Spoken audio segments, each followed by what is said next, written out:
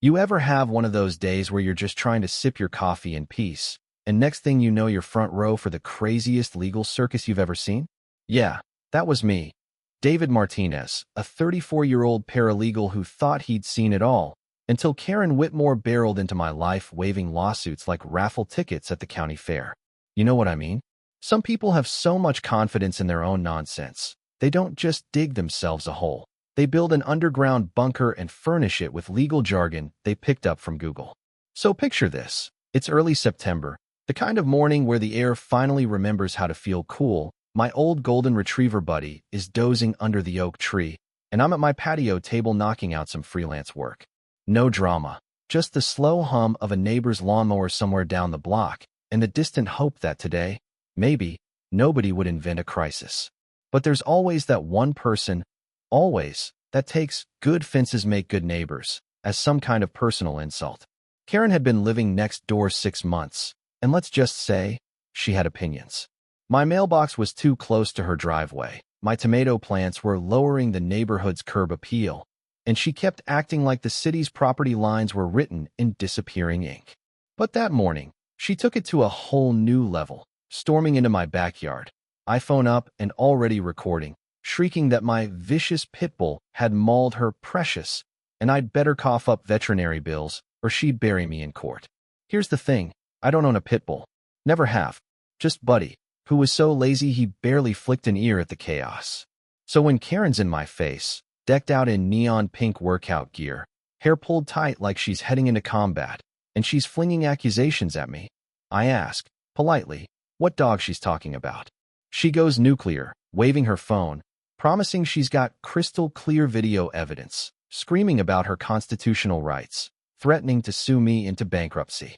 Honestly, the only thing vicious in that yard was her decibel level. She storms off, vowing I'll hear from her lawyer. Buddy finally gets up, stretches like he just watched an episode of Judge Judy, and I just laugh, because I think, okay, maybe she'll cool off. Spoiler, she did not. 2 weeks later, certified mail lands on my porch. Looks official, letterhead, scales of justice, all that. But a 5-second Google search reveals Whitmore Legal Consulting is a business named Karen registered online for $30, probably between Zumba classes.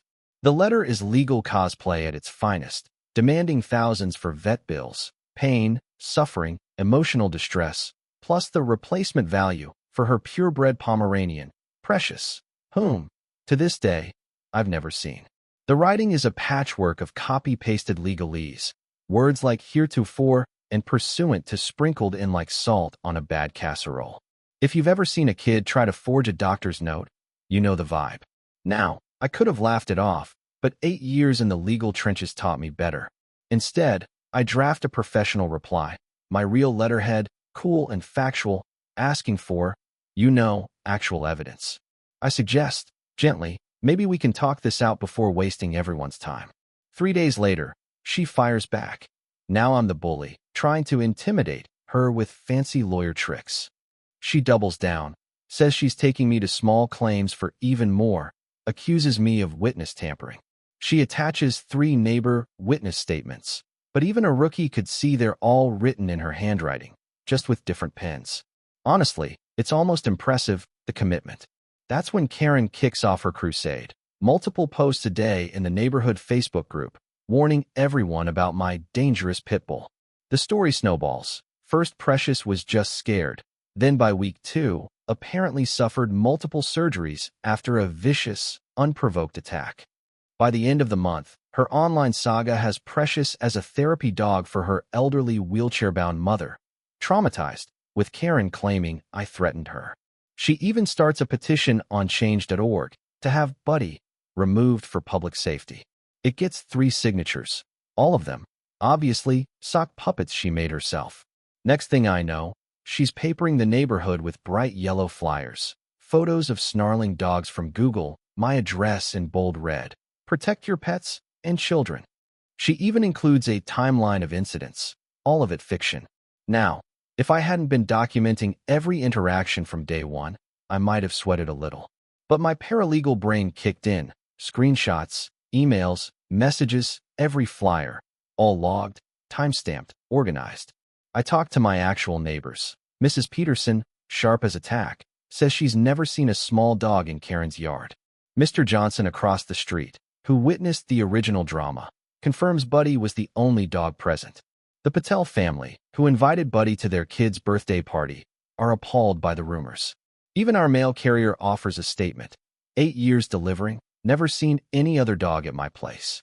Meanwhile, Karen is building her case. Giant binder, colored tabs, charts and graphs about pit bull attacks, in a neighborhood where, last I checked, Buddy was the only suspect. 3 weeks before court, she shows up on my porch in her best suit, massive binder in hand, makes a final offer. If I sign a 4-page confession that I'm a negligent owner and cough up $2,500, she'll let it go. I politely decline. She actually laughs, says I'm making the biggest mistake of my life. Night before court, I'm in my home office, folder organized, photos of Buddy with the day's newspaper, vet records, neighbor statements, even a temperament eval. I know how small claims works. Keep it simple, keep it factual, let the evidence speak. My game plan is just, let Karen go first. Let her perform. Day of the hearing, downtown courthouse is buzzing. Karen arrives with boxes, charts, poster boards, video evidence on a tablet, practically vibrating with confidence. She points at my one folder, snickers to her friend like I'm the village idiot. She rehearses, rearranges her mountain of evidence, casting me little pitying looks. When we're called in, she nearly sprints to the table. Her opening statement is something else. 10 minutes of drama, gesturing, tears, painting herself as the tragic victim of my weaponized dog.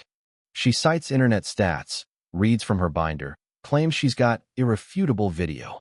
The judge, a man who's clearly seen it all, lets her talk, face neutral, but with a flicker of amusement in his eyes.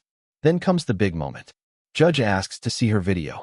Karen pulls out her tablet with a flourish, starts tapping, and nothing. She gets flustered, taps again, mutters about Wi-Fi, about technical difficulties, promises the video is there. Minutes tick by. She gets desperate, claims the court has to take her word for it, that the video exists and tech is failing her. After 5 minutes of watching her sweat, I can't help it. I start laughing. Not mean. Just, you ever see a magic trick flop so bad you gotta chuckle? Karen turns purple, starts ranting that my laughter is proof of my guilt. The judge cuts in, asks me to present my case. I stand, hand over a photo of Buddy, golden retriever, today's date, clear as can be. Vet records, neighbor statements, all organized. The judge schemes through, raises an eyebrow, asks Karen if she has any proof she even owns a dog named Precious, any vet bills, photos, anything. Karen starts rifling through her boxes, produces downloaded photos, a sketchy vet bill made in Word, articles about dog bites from random websites. She gives up on procedure, just starts shouting. The system's corrupt, I'm a bully, the judge is biased. The judge is a pro. He asks again, calmly, any actual evidence? Karen explodes, launches into a speech about how her word should be enough, rails against the injustice of requiring proof. Even the clerk is trying not to grin. Judge finally holds up his hand, asks her to sit. His ruling is clean, case dismissed, with prejudice. Karen can't refile. He orders her to pay my court costs, tells her, gently but firmly, that courts need evidence, not just passion. Her face is thunder. She shouts about conspiracies, claims the judge is crooked, says she'll take it to federal court. Security is already moving in as her tirade echoes through the marble halls. And you'd think that'd be the end of it, right? But karma has a longer memory than a golden retriever. News of the hearing spreads like wildfire. Facebook, Nextdoor, everybody's talking. Her petition is now a punchline. Neighbors start sharing their own Karen stories, property disputes, noise complaints, drama after drama. The HOA gets complaints about her. Parents reassure their kids' Buddy is safe, and kids parade him up and down the street to prove it. Within 2 months, Karen's house is on the market, her legal consulting business vanished, social profiles nuked. The new owners, the Hendersons, introduced themselves with a laugh. Is it true the last owner sued someone over an imaginary pit bull? Mr. Henderson, a retired vet, checks out Buddy, says he's the gentlest retriever he's ever met. The legend of Karen lives on. mostly as a cautionary tale and a neighborhood joke. But you know what stuck with me? Not the court win or the stories afterward. It's the lesson that being right doesn't mean a thing unless you can prove it. People think legal drama is about who yells the loudest, who cries hardest. But in real life, it's the boring stuff, documentation, facts, clarity, that wins the day. Karen thought her performance would carry her. But the system, for all its flaws, still respects the truth. That's justice, even if sometimes you gotta laugh at the absurdity along the way.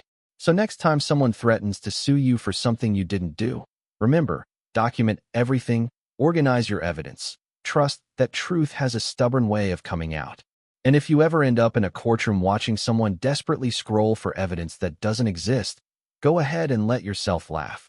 Because sometimes, the only thing crazier than the accusation is the absolute confidence behind it. Let me throw this out there. Was the judge too patient, or did Karen get exactly what was coming? Where's the line between justice and humiliation? Drop your thoughts below, and let's talk about it. Ever tangled with a neighbor like Karen? Sound off. Right or wrong, I want to hear your take.